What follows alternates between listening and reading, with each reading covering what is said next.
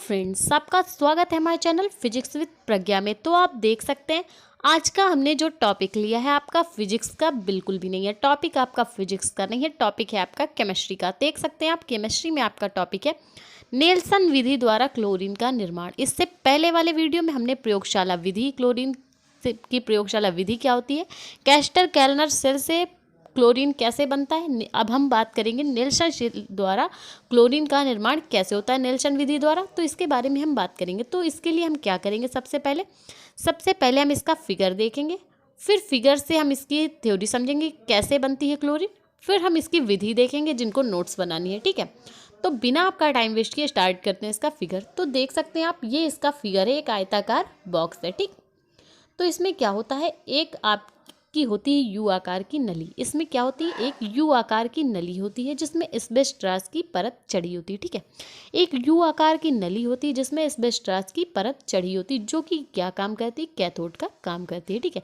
क्या होती है, इसमें एक यू आकार की नली होती है जिसमें एस्बेस्टॉस की परत चढ़ी होती है, जो कि क्या काम करती है, कैथोड का काम करती है। इतनी बात समझ में आई आपको। सेकेंड बात क्या होती है, इसमें एक ब्राइन इनिशियल का बीच में विलयन भरा होता है। किसका भरा होता है, ब्राइन इनिशियल का शांत विलयन भरा होता है सेकेंड वाली यू नली में। ठीक, इतनी बात समझ में। तीसरी बात क्या होती है, आपके जो ब्लैक कलर की है ये ग्रेफाइट की छड़ है। ठीक, ग्रेफाइट की छड़ है जो कि क्या काम करती है, एनोड का काम करती है। ये वाला यू आकार की नली कैथोड का काम करती है और ब्लैक वाली आपकी एनोड का काम करती है। ऊपर से जब इन दोनों से विद्युत धारा प्रवाहित की जाती है तो क्लोरीन का निर्माण होता है, ऊपर नली से आप देख सकते हैं। ठीक, नीचे क्या है, नीचे है आपका सोडियम हाइड्रोक्साइड का विलयन भरा है।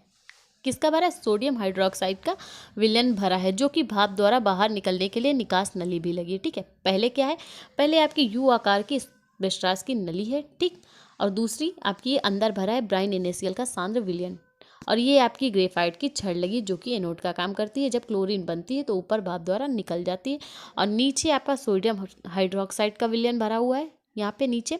ठीक है, तो जब क्लोरीन का निर्माण होता है तो आपकी हाइड्रोजन मुक्त होकर बाहर निकल जाती है भाप द्वारा। ठीक, तो अब इसमें क्रिया कैसे होती है, जब हम इसमें विद्युत धारा प्रवाहित करेंगे एनोडों से तो क्या होगा, क्लोरीन का निर्माण होता है। ठीक, तो चलिए इसकी विधि से देखते हैं कि कैसे बनती क्लोरीन।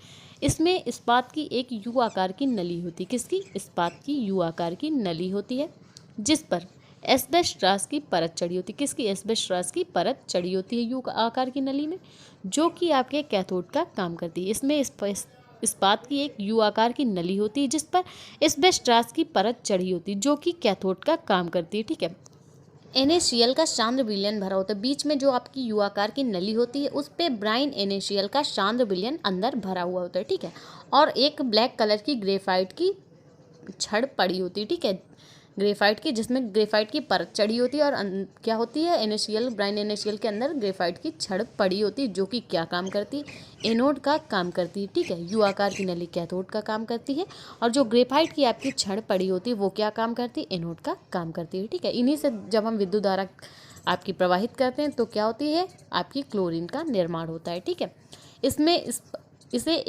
इस पूरी यू आकार की नली को हम कहाँ रखते हैं, एक इस्पात के पात्र में भर के रख देते हैं जिसमें लगा देते हैं नलियाँ।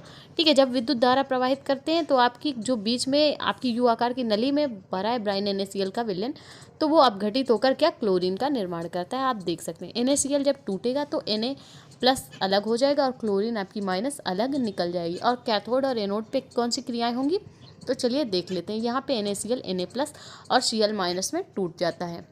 अब कैथोड और एनोड में जो क्रियाएं होती है, चलिए उनको भी देख लेते हैं।